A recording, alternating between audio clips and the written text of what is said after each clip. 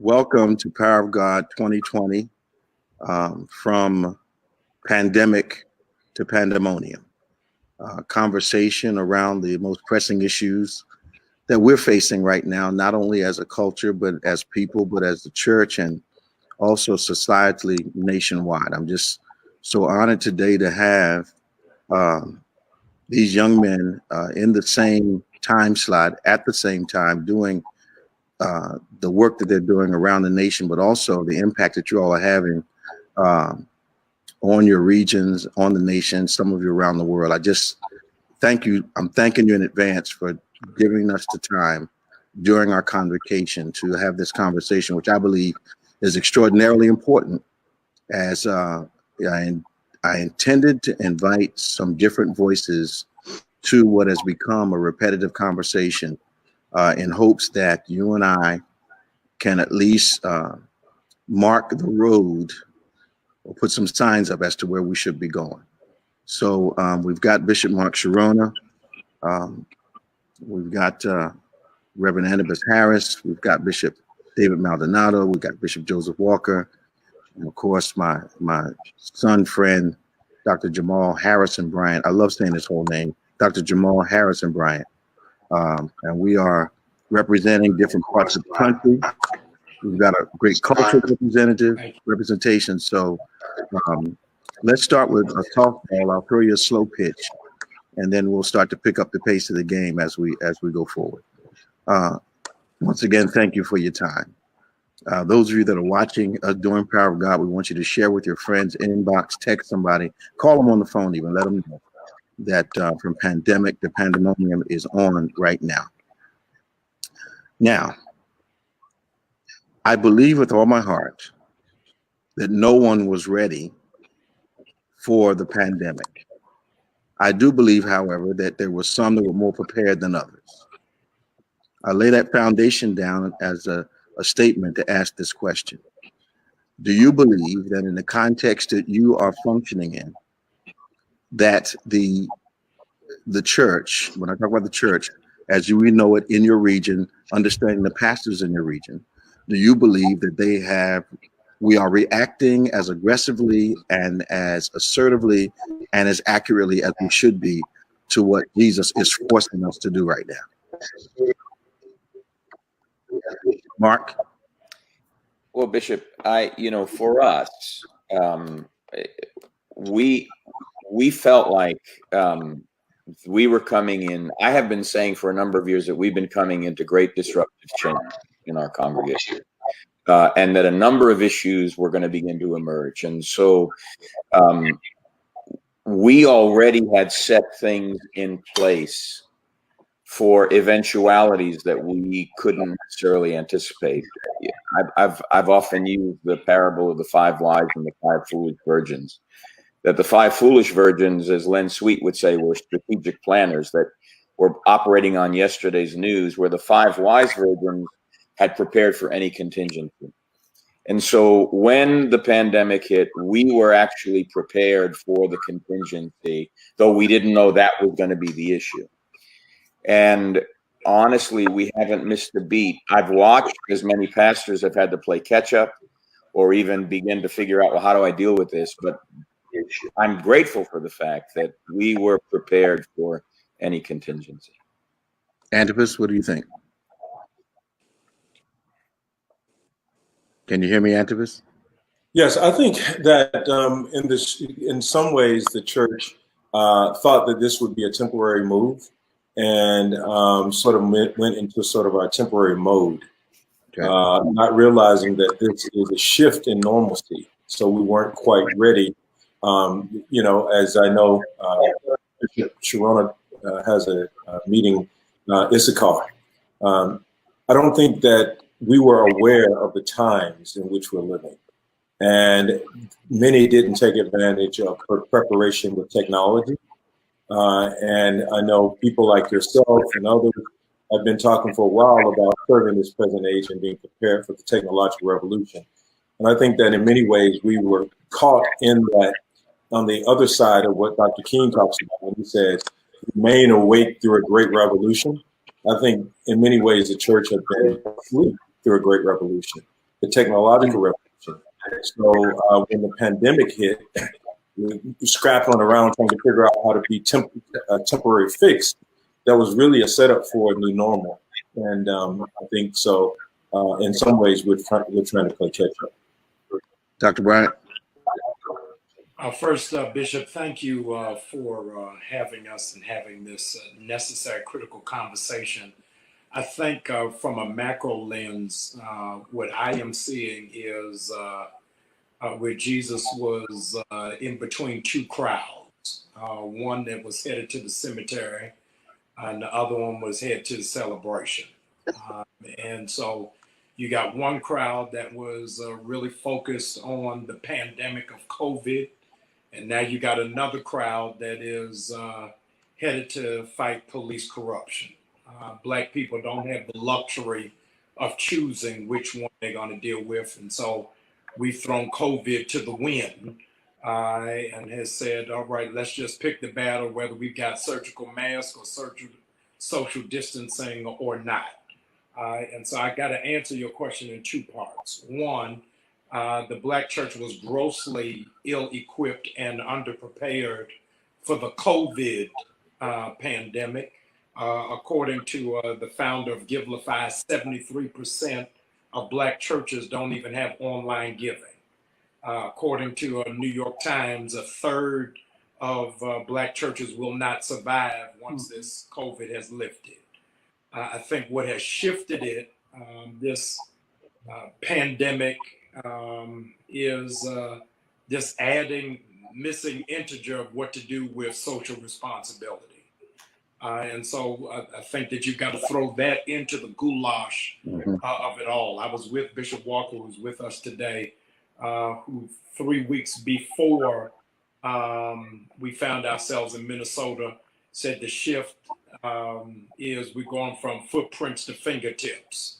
But I think that you're getting ready to see a convergence of two different crowds because you're going to see those who are now going to rush back to the church as they did in the Montgomery bus boycott to get some direction, to get some information and get mobilization. Where we are when the smoke clears, Bishop, I'm not sure, but I think that we've got both of those crowds outside the name right now. Just adding something to what you just said, Dr. Bryant, do you think that, and I'm speaking in whole, I know we have different ministries that are more prepared to respond, but do you think the national church is ready to be an activist once again? No. Okay. I think that we're Alice in Wonderland and we have reimagined what history was. The reality is the vast majority of churches were not with Dr. King. The Baptist Convention split over his stance and his position. So all of these preachers who now got a picture of Dr. King in their office is not consistent to what it was at the time. And so most of them will not and will elect not to be. As a consequence, you'll note, Bishop, that you're hearing statements from Amazon, you're hearing statements from Walmart, you're hearing statements from General Motors, but you've not heard a statement from most mainline denominations. We just assume it to be so, but it is not that. I'm wondering if the lessons from my generation, I come from the eat at separate counters, drink out of separate fountains, be careful what you say and what you look at when you walk down the street generation. I come from the Klan on my grandparents' front lawn in Savannah, Georgia, to Martin Luther King and Abernathy eating dinner on Sunday twice a month in my grandmother's kitchen. So my experience gives me both a rage and a passion to see something get done. I'm wondering what has to happen before, especially the African American church, gets ignited into its peaceful protest, long-term battle for the next attempt at change in this culture. Bishop Walker? Well, thank you again, Bishop Dave. It's such a blessing, Bishop David Evans, to be with you, and of course to all of my colleagues. I want to just, co-sign on what my dear friend Dr. Jamal has said. I believe that it is certainly the church caught between these two dispensations, if you will, these two places. I think what is interesting, and I speak from the backdrop, of Nashville, Tennessee, the birthplace of, the sit-ins at Woolworths on 5th and Broad in downtown Nashville, Fisk University, from the place of Nikki Giovanni's writings on race and W. Du Bois's training and really, you're talking about a city that has an incredible history of race and dealing with race relations. I think what we have to look at, let's be clear, and I'll use Mount Zion as an example. Certainly, we were prepared innovatively in terms of technology for COVID, in terms of the shift into virtual ministry. That's not something at this point I think that really encompasses what our mission needs to be, however. People are catching up, churches are streaming, going online. That's a great thing. Now we have before us, a real crisis in our community in terms of the relevancy of the church. The relevancy of the church now will not be upon who has the best technology and the best cameras and 4G and all of that. It's going to be who's willing to deal with these real human issues of suffering that are happening in the streets in our urban communities, and where the church go back to her original calling of addressing these issues from a social gospel perspective. We often have been guilty, I said often, of prophetic laryngitis, and we have often coached our perspective of the gospel as the sin that is within me versus the sin that I live within. And as a consequence, we have had a benign response from folks who have gone around the church and not seen the church as relevant. I believe, however, because of the perfect storm of COVID-19 and what's happening in our streets with the unrest, I believe that now, again, there will be a revival back into the church. The church now has to reposition herself to be who she has always been in history. And that is a galvanizer, a strategy, helping people understand and have a plan, because after protest, there has to be a plan. There has to be a strategy. And I think that's what the real work for the church is now. And I think our effectiveness is going to be there. Let's be very clear. If people had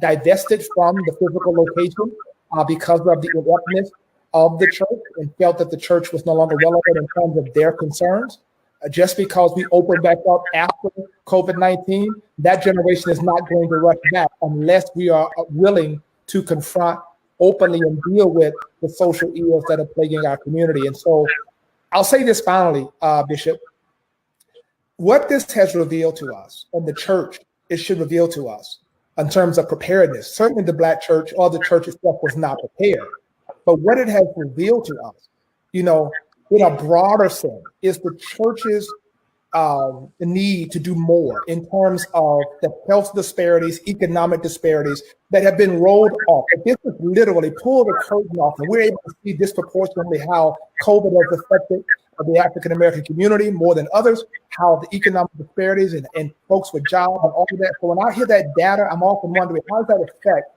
the folks in the community to which I pastor? So the church has to now look critically at how we're going to develop strategy to address those issues. I'm not excited about just coming back together and have church. I'm excited about mobilizing people toward change in our community and moving the needle on these issues. And I think that's where the real issue is. Bishop Maldenado. Well, going back to just the matter of where the church is positioned in our region, and Bishop Mark and I both pastor in the same city. Let me say that it's been amazing to see the response, the pastoral response, and the response of the church.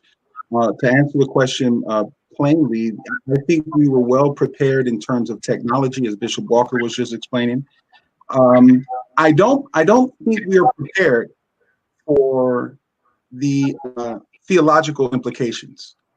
I don't think that overall, gospel preaching has been so convoluted with the American dream, and gospel preaching has been so convoluted with self and with individualism, and has strayed so far away from being from church that I don't believe the church has known how to respond to the disparities in socioeconomic areas, in race, and with even with the social distancing. People feel like the building is a church, and there's this high pressure necessity to gather, when in reality, as I read on someone's post just the other day, I might be physically separate from you, but I'm more socially connected right now, just because of the way we have technology to be used. Now, I'll say this, I've always preached against the grain, and just because Jesus did, and I stick by what he says so closely, a culture keeps coming against what I'm saying. But I feel like at least the people in our diocese, the people in our churches, were prepared in the sense of I teach and I teach for them to embrace a gospel of suffering, embrace a lifestyle of suffering for conformity to Christ. And so all of the suffering caused by the new virus, and the old suffering that's resurging again, and it's rewounding people. In a theological sense, there's been a good response to suffering. In terms of practicality, we're trying to practice as a church as learning to suffer with our community, learning to be there and be present with our community in suffering. I don't see all churches doing that well. There's a statement that Pastor Jamal just made.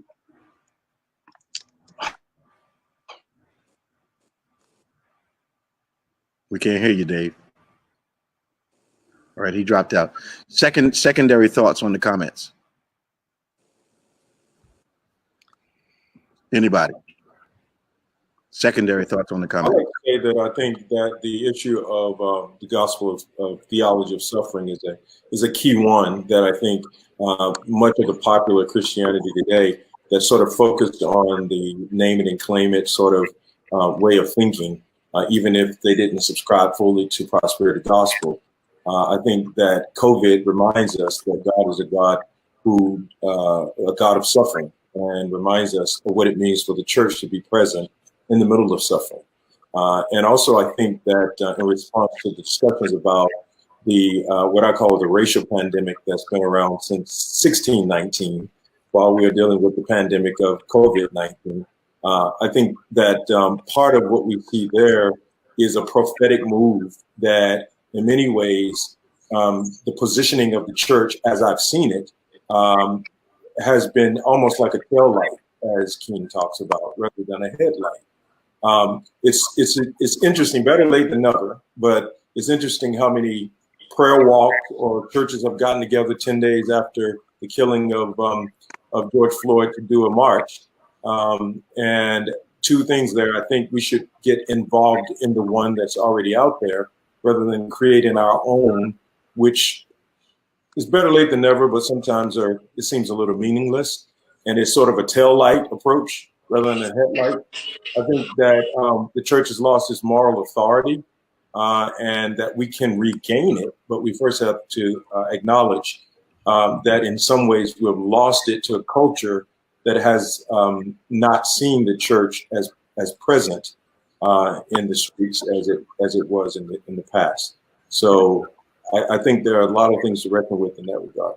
Just as a secondary thought to that question, do you think that perhaps relevance has been lost because we have tried to be relevant to the day that we're in rather than to the needs and the mission of God?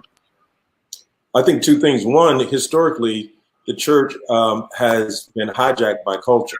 I mean, you can think about in the 1700s, just the Methodist Church alone, when the founder, John Wesley, said to Wilberforce, we want to end slavery. By the time we get to mid-1800s, and Frederick Douglass, who's a Methodist, who's a preacher in the Methodist tradition, is preaching against slavery, the Methodist Church calls him a heretic. It's interesting how we can start one way and end up another way when culture hijacks the message of the church. And the same thing happened with the Baptist movement. Same thing happened with the Southern Baptists when they split out. And we talked about the Progressive Baptists had to pull out because of the hijacking of the culture. We can talk about the Pentecostal movement of Azusa Street, which boasted itself of being multi-ethnic. And by 1921, they had split. You know, the Assemblies of God pulled out of Church of God in Christ along racial lines. The UPC pulled out of PAW along racial lines. It's the culture that often hijacks the message of the church rather than the church being influential in society. And what we see now, I think, with churches 10, 11 days afterwards, now I'm going to do a prayer walk, is following culture again. When are we going to lead and be the headlight in transformation and take the risk that is necessary to do that? Dr. Chironna? Yeah, I would like to add just a portion to the conversation that this didn't start 400 years ago. It started with Aristotle. That Aristotle postured himself in a way philosophically in Greek culture that there were certain human beings that were superior to others based on the belief that there were those that were virtuous, that had the ability to reason, while there were others who could only take commands. That becomes the predominant belief within Greco-Roman world culture. And by the time we get to the birth of Christianity and the birth of Western civilization, there is already within the consciousness of the Greco-Roman world that certain people have reasoning, other people do not. That blends itself within the consciousness of Gentile Christianity. It extracts Jesus then by the time the gospel begins to spread from his own Jewish roots, which becomes the foundation for racialism, which becomes the foundation for racism, so that by the time we get to the 4th century, Augustine himself in the City of God addresses that as though certain races, certain groups of people are inferior to others because of Aristotle's argument. Gregory of Nyssa, one of the 3 Cappadocian fathers, begins to be the first voice in the 4th century to condemn any sort of slavery. The challenge is the church at large, both Catholic and then Protestant, by the time we get to chattel slavery, has already embraced the idea that certain people groups are inferior to others based on climate, based on topography. And so by the time we get to the transatlantic chattel slavery trade, the Europeans have co-opted Jesus from his own race, which enables them to justify co-opting Jesus as a European, and therefore, as a result of that, to justify the enslavement of African people and bring them into a place of subjectivity. So whether we like the term white privilege or not, its roots go back deep into the very blending of culture and Christianity. And even though there were voices that condemned it, it wasn't until Wilberforce shows up that we begin to hear anything about it. And it's not until the 1800s when Pope Gregory, named after Gregory of Nyssa, condemns it, but he doesn't censure it. And because he doesn't censure it, the American bishops and clergy in the Catholic Church who were slave owners did not feel they had to abide by it. Secondly, the European theologians that opposed it, when they came to America in the late 1800s and 1900s, Herman Bavinck, for one, who already condemned Dutch Reformed Calvinism and apartheid, sees blatant racism in America and develops a deep distaste for American culture. Now, you fast forward all that to where we are today and the conflation of the American dream, which doesn't work for everybody, with a consciousness of the idea that Christianity and the Western civilization does involve certain things that we don't want to ignore. And now we've got complexities to all of that ignore the economic issues, the economic disparities, the racial issues, the racial disparities. We've got something that is of long standing that if we don't actually teach the historic roots of that, I don't think we can fully come to terms with how we got here. Because understanding the times, plural, requires going back as far as we can and then recognizing that George Santayana was right when he said, those who forget history are condemned to repeat it. Dr. Bryant. Thank you. Dr. Chironna, Aristotle raised that one question: is there one aim that is the motive for all existence, and said that that one aim was happiness in his Greco-Roman model. That aim, when it comes to America, is not necessarily happiness, but power and commerce. And so when you then go into the preamble of the Constitution, we hold these truths to be self-evident that we have the right to pursue happiness, was not given as an option. And so what you're seeing is disgruntled Black and brown people who have never been given permission to be happy, because they could not pursue dreams or equal protection under the law. And so what you're seeing from Houston to Orlando to Baltimore to Atlanta is a gross unhappiness of people who are saying, I am willing to risk getting sick so that my voice can get heard. And so this whole pursuit of happiness, as spawned by Aristotle, has got to then be answered to a generation, Bishop Evans, who have not come close to happiness. I was in an argument, let me not say that with the elder. I was in a conversation with, I was in a conversation with the Honorable Andy Young, who was discontented with the Black Lives Matter movement. That's Okay. the way I can say it. And I was trying, Antipas, to really intonate to Andy Young that here is the disconnect of the two generations. Is that his generation, which I call the Civil Rights generation, had the victory of integrating lunch counters, water fountains, bathrooms, trying on clothes in department stores, going to colleges, moving into different neighborhoods. Bishop Walker, the Black Lives Matter generation, which I've been a part of, they're two singular things that we probably would have to discuss in this setting, has had, Bishop Chironna, no victories, none. Trayvon Martin's killer, still free. Michael Brown's killer, still free. Freddie Gray's killer, still free. Sandra Brown's killer, still free. So there is no carrot to dangle to say, okay, we see progress coming. And so this whole push-pull that this generation is now arguing, Bishop Evans, is we've had enough of Dr. King. Let's go on to Malcolm. Right. This is the hour where we got to ramp it up because nonviolence hasn't gotten us anywhere. And so you've got to look at what are the wins for this generation. The second thing that's significant, Antipas and I had a conversation, I guess about 3 weeks ago, now that what you have to monitor for us as faith leaders is the Black Lives Matter movement is the first civil rights movement in the history of Black people in this country not led by a religious figure and is not birthed out of the church. That is very significant, very striking, because it is absent of any spiritual bearing. The other issue to that, that Bishop Walker would be able to speak to clearer than I, is that in the absence of the church, the civil rights movement was built in HBCUs. And so they had college professors who were mentors, who were advisors, who were trainers. What's happening in this movement is not coming from a college campus, it's coming from a street corner.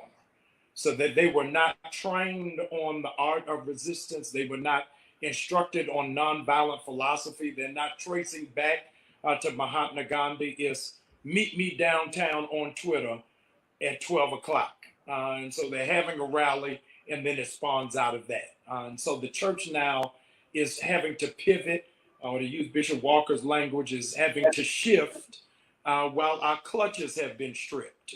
We don't know where the gears are. So the church is scrambling, trying to figure out how do we support something we don't lead.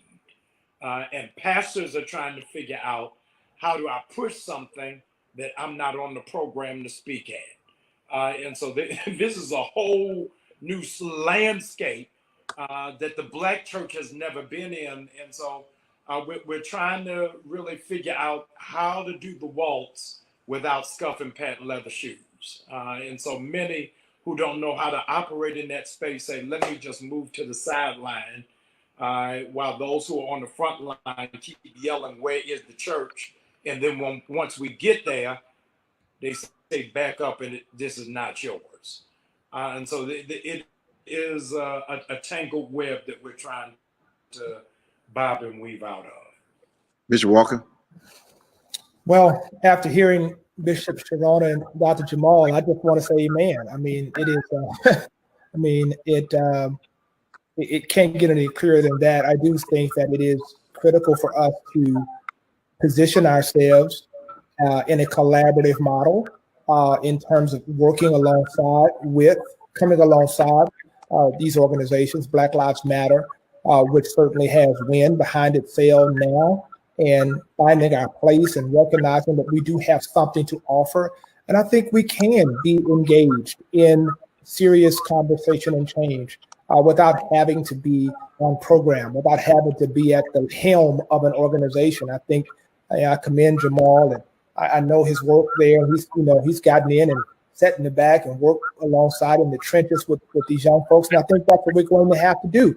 One of the things we're going to have to think through is how do we open our churches up and open our resources up to support them? Because ultimately, those victories, what is to be said about the civil rights movement and those victories is that in some sense, they did have some foundation. They did have some structure in terms of guidance from the elders and folks who could help. We bring things to them that can help them.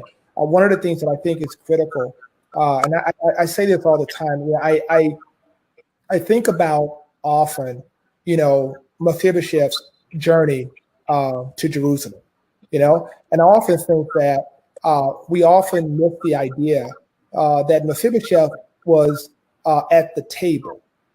Okay, we have a lot of folks who are after, and the Christian, one of the Antipas, I think the critiques of the modern Christian church is that we have built identity on platforms. So everybody's trying to get to a platform. Everybody's trying to get to a stage. We have amplified stages and amplified platforms, but nobody's at the table. And when we get to the table, we're mute or we're just photo op. And I think what's important is to understand the significance of the journey from a place called Lodabar, if you will, all the way to Jerusalem, means that you're at the table for a reason. And when you're there, you have to have something to bring, something that can move the needle forward. And I think that's what's going to be critical, because even through the protests, even through one of the things we have to acknowledge in this is that Dr. King got to the table. Dr. King was making moves at the table. And we have to have folks who can get to the table. And as my friend Dr. Jamal said, let's get to the table that has legs and not at the table without them. Well, I going back to what Jamal was talking about as far as his conversation, my generation has to have caution when it cannot discern the difference between an experiential conviction and a conviction that may come largely from observation. We have a tendency in my age group, I'm 68, to disqualify this present generation's experiences because they have not been through what we went through. When I think that if we are going to help this generation at all, the passion and the generational continuity of disadvantage, economic injustice, those things must be conversed about in order for this generation to understand that my generation is also connected by suffering, by disadvantage, by being disqualified, by injustice. Our experiencing those things may be different in some cases, but the principles of them are remarkably the same. And I wonder, do you think that we are, the older generation and the younger generation are a little too busy discerning the differences when there are some commonalities and principles that could cause us to be united? Bishop Maldenado? Well, first of all, let me say I was talking about suffering and then went through a bunch of technological suffering. So For real. thanks for being patient with me here. Uh, yeah. Listen, when you think about the younger generation, and I'm Gen Xer, so and I'm on the end of Xer, so I like to think of myself as part of that. I'm in the middle.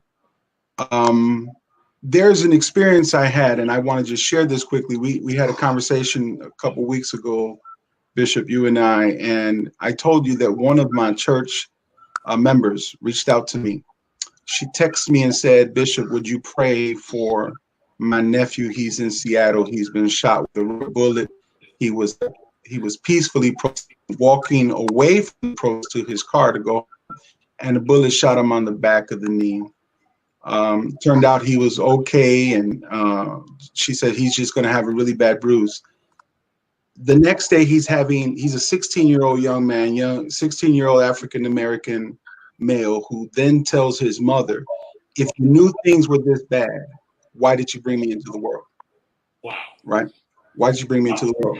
Because my whole life, it's been really bad. Now, he's only 16, but then I started to think about the last 16 years and probably the last 5 to 10 years where he's really cognizant of the things that are happening.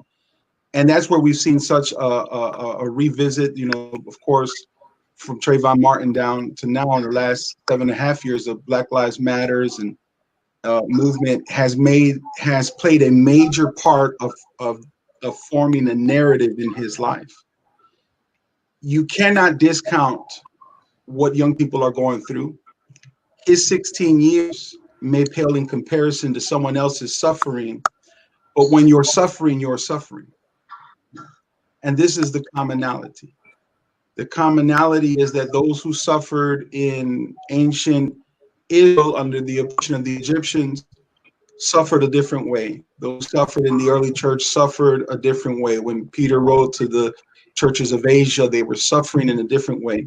When we're looking at the last 401 years here in America, and every generation has a different story. This 16-year-old is entitled to his story.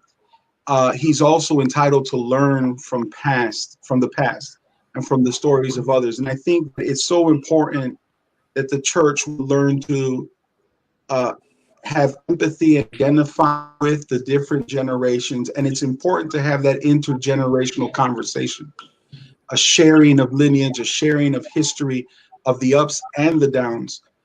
It's interesting that in terms of our liturgical rhythms and cycles, the way worship is set up in the church, God told Joshua, put stones in the riverbed so that when the next generation comes and see the stones, they'll ask, what does it mean?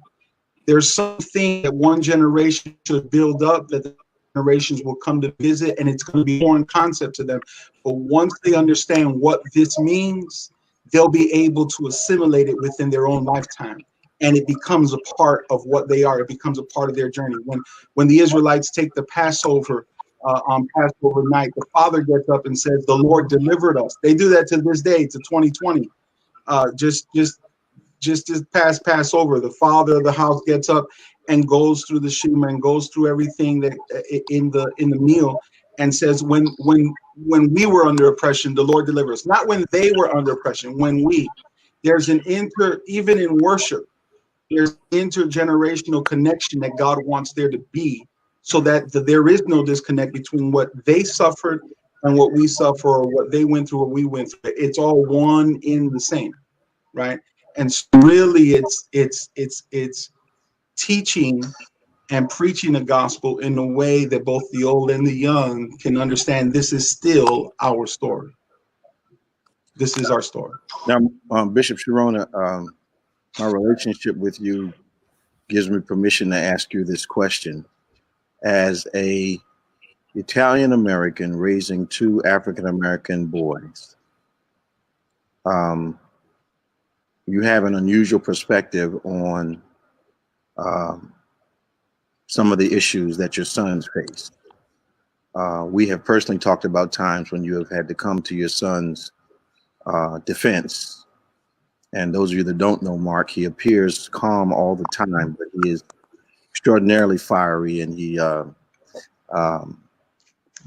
has almost fought because of defending his sons and watching them having to respond to cultural inequities. Mark, in your context, as you have watched the Black Lives Matter movement, as you have watched civil rights, as you have pastored majority Black churches,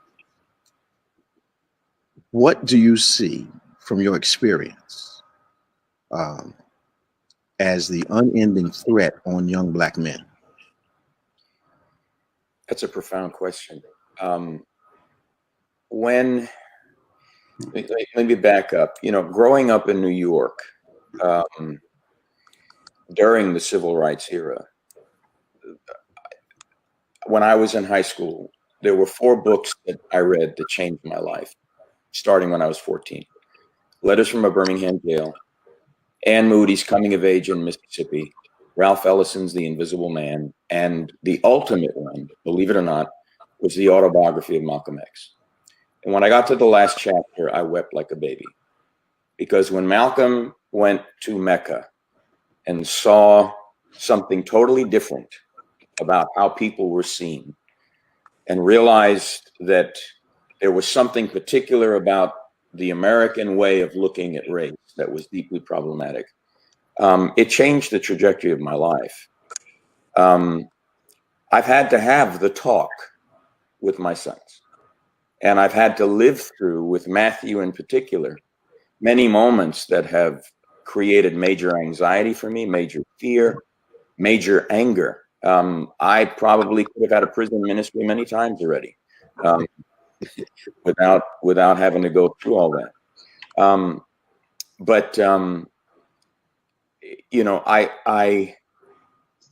It's very difficult for me. In one sense, I don't have any skin in this game, literally, but I have come to a place over the years of my life where I am very deeply listening to my Black brothers and sisters, and have for a long time, precisely because I see the injustice. And I have found that if there is no willingness to listen, then it becomes very difficult to have a conversation. And when I've watched Matthew in particular have to endure some things where, because he's Black, simply because he's Black, that he doesn't have a voice in situations where he deserves to have a voice, and his insight and what he feels needs to be heard.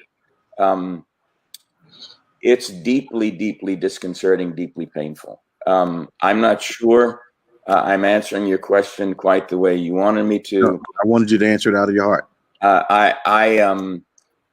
I live with this continually, and I have a deep love for every person that's on this panel, and I also realize that we've got a long way to go.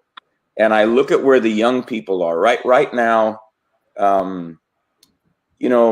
African American millennials are disillusioned about the church, and we need to figure out a way to get them excited about Jesus, because the Jesus they've seen isn't necessarily not the Jesus of the scriptures. And I think if we can rediscover that Jesus, he's pretty relevant to everything going on. Matthew and I, a few months back, we were in the Bahamas for a meeting before the pandemic hit. And he and I had a come to Jesus moment, because there were things he was carrying that I never knew. And I allowed him, I allowed him to vent for about an hour and a half. And it was healing for him, because he needed to know his dad really heard the depths of his pain. And even though he's grown up with me from the time he was 3 months old, at 30 years old, he is, and at 65, I am. I couldn't be more excited about that he's my son than I've been excited about anything in my life up to this point. Bishop Walker. I thank you, Bishop Chironna, for that perspective. And I'm the father of a son.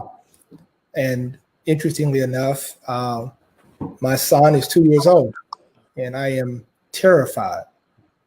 I am terrified of the perplexities of the current culture that I have to try to delineate to him.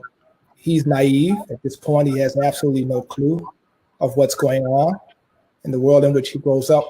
I feel a personal responsibility to make certain that many of the battles and many of the things that I had to deal with and my father had to deal with, he won't have to deal with. He carries my name, but I have to tell him that his father worked for his grandfather in Shreveport, Louisiana, and we went through the back door of white folks' houses and had to drink out the water fountain.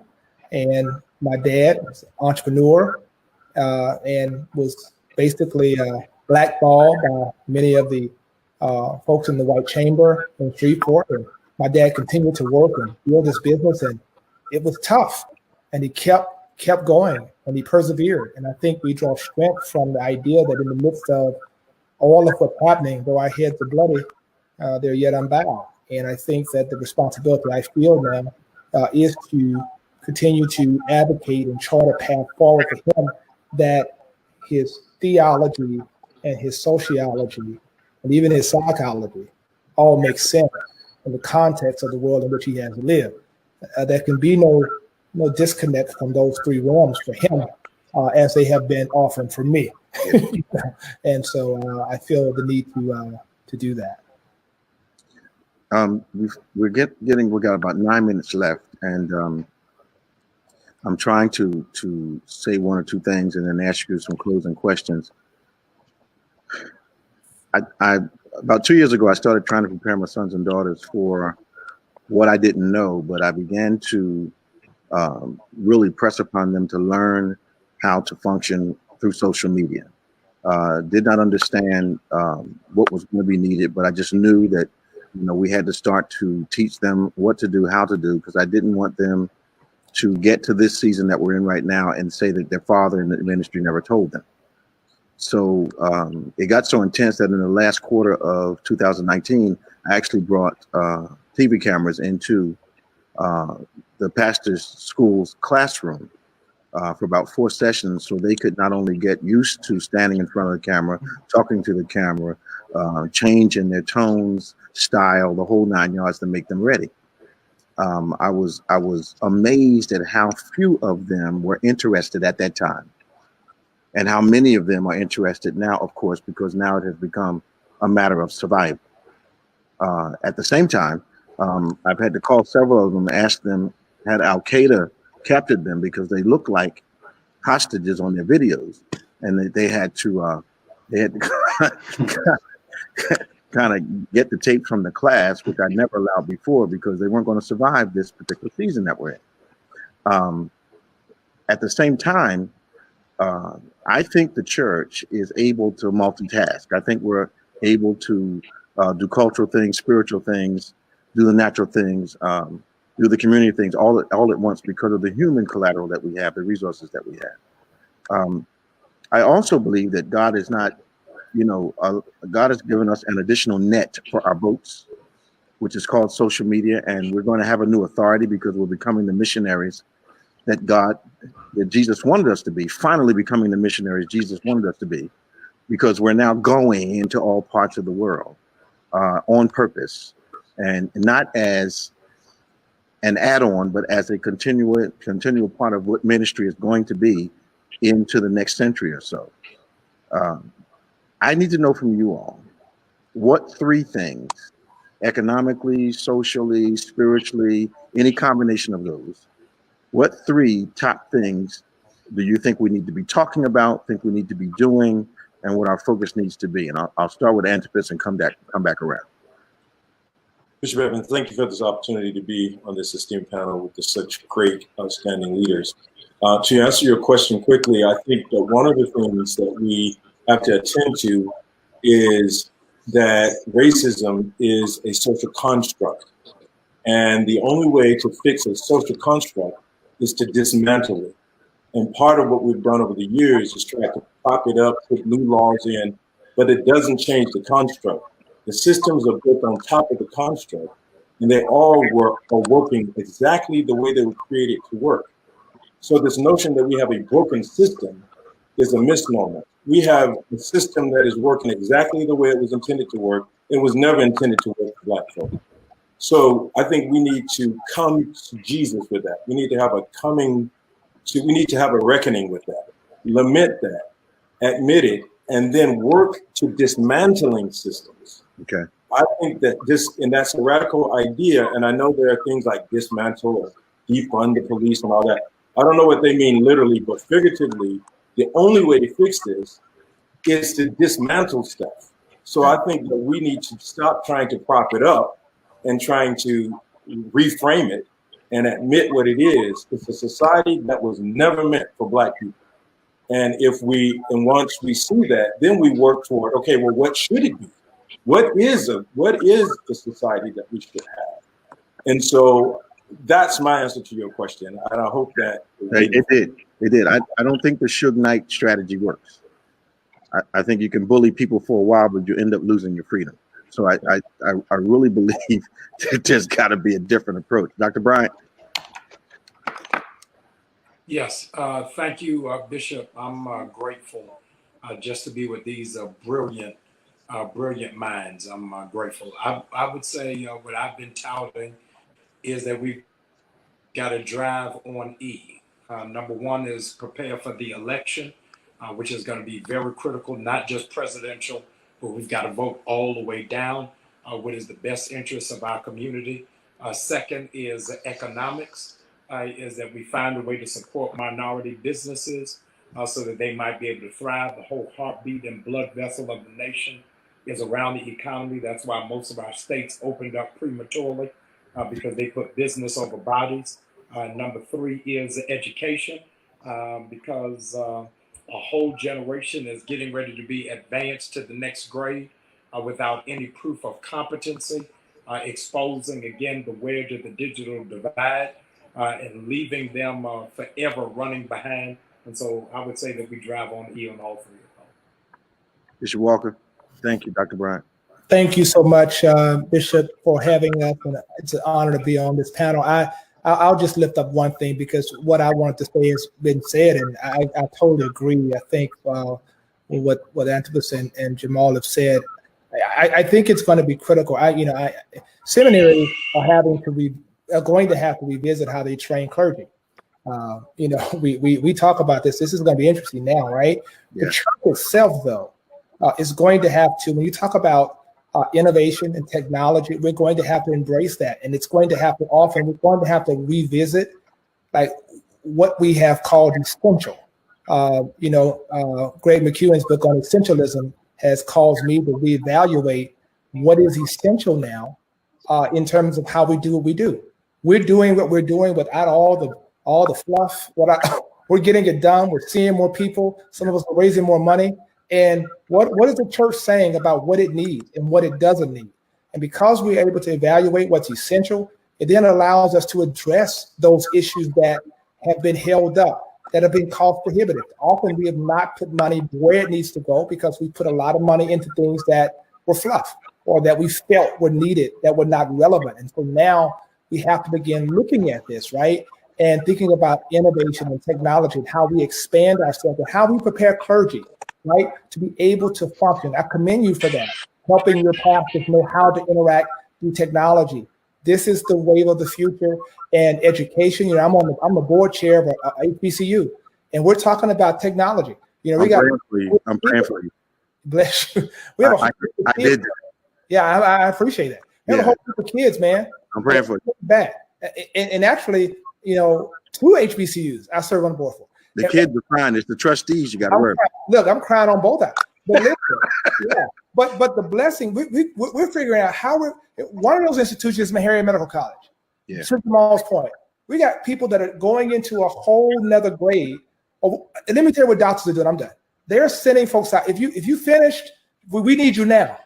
So they're bypassing certain protocols because COVID-19 forced folks to go into the, if they had finished certain requirements, to go out and do it earlier than they normally should have. So we have to make certain we are prepared to help address these issues in education, economically. I agree with that. And I just think it's important. And the election, which we're doing something in Full Gospel around that, all those areas. And so I hear you, and I think it's important. So thank you again for having me. Bishop Maldenado. Yeah, thank you for having me as well, and to all of the fine scholars and pastors here. Bless you, and it's been a privilege to share with you. There are three things I think really just come to the forefront of my thinking in terms of what I'm communicating to other pastors and leaders about. The first would be that the church has a tendency to preach and send a lot of messages. Before my video got put out, I was going to say Dr. Bryant said something about Walmart and corporations putting messages out there, and the church hasn't. If and when the church does put a message, the message has to be more than just word. It must be incarnational. When God saw the condition of the world, he did not say a word, he sent the word, and the word became flesh and dwelt amongst us. If we cannot connect to the communities we're in incarnational ways, in ways that people understand beyond words, in ways that touch them at human level, then the gospel preaching we're doing is useless, it is weak, and it is not fully the gospel. The gospel must be incarnational. The second thing I would say is that because of the incarnationality we need to be open-minded to mentorship. I am a Puerto Rican. My wife is African American. I have 4 children. The first 2 are Puerto Rican. The second 2, they're Puerto Rican and African American. And so, yeah, it's been good. It's been a blessing. I'm raising brown boys. I'm raising brown, and I'm the lightest complected one in my family, right, in my home. I'm raising children who are living in a world that it's going to be a different approach than the way I live the world. And what I'm trying to say is that mentorship is key, not just for fathering. Mentorship is key for leading. I have to have Black men in my life to mentor me. I need to learn from Black men if I'm going to share in relationship with Black community that I'm a part of, and I need to learn from them. And so I especially to non-Black pastors, you need to sit up under and relate with Black mentors so that you can see the world through their eyes and experience it their way. Third thing I would say, not just incarnational, not just Black mentoring is important, but the third thing, going along with what Bishop Joseph Walker just said, is that we have to be really creative and innovative in terms of how to do ministry a different way. How can we be fruitful? How can we bear more fruit and do things that are effective when the regular tools and vehicles we're used to are now taken from us and stripped from us? And I think it's ignorant to think things are going to go back. If we're waiting for this to pass over and then it's going to go back and it's going to be the same, I think we're naive. So, that's personal opinion there, but I really believe I'm forecasting and seeing a future where ministry will go on to different, it's going to continue to evolve. As history has taught us that it's not going to be any different now. So we got to find new ways to be creative. Bishop Chironna. There's very little, if anything, I could add to what's been said. I concur with everything I've heard. I'm mindful of Walter Brueggemann's words in Prophetic Imagination, where he speaks of the need for energizing memories and radical hopes. And when there have been so many de-energizing, demotivating memories for generations and generations, it's going to take a gospel that has energizing memories deep within the consciousness of our biblical roots that can create radical hopes for the future. And the primacy of genuine gospel preaching, I believe, the apostolic preaching of the gospel with that kind of authority has the power to do far more than I think we realize. But I concur and agree with everything I've heard. And I'm just honored to have even been part of this conversation. I appreciate all of you.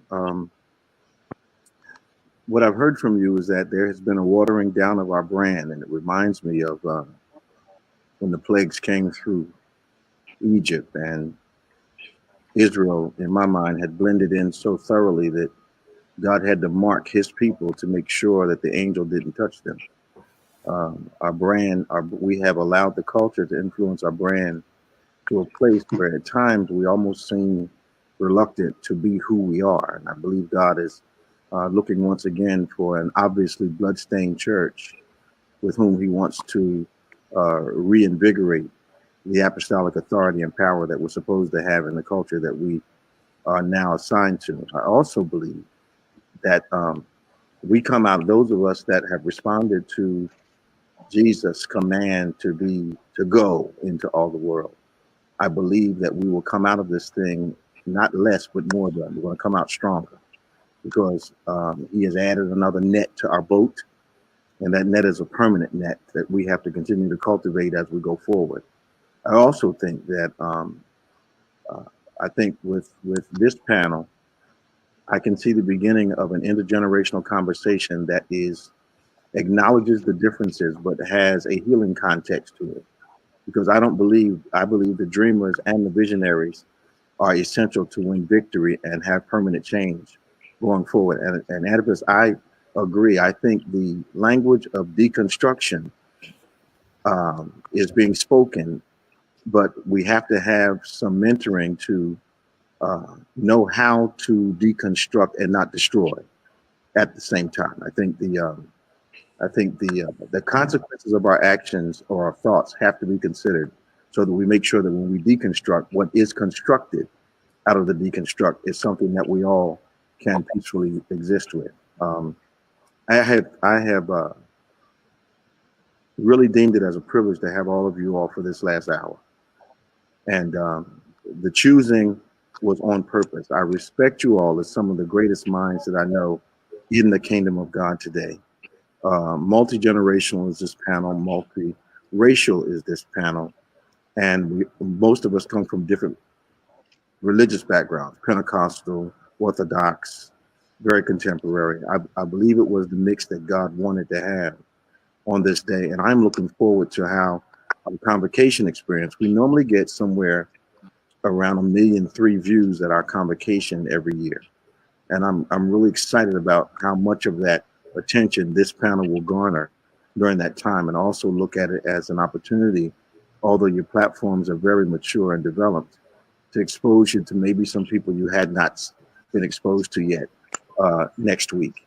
So I'm looking forward to the interaction, the impact, and I'm anxious for the nation to hear what you all had to say today, because I believe it's the beginning of a new dialogue, which will make some long-lasting permanent changes in America. And I think that's where we have to be looking.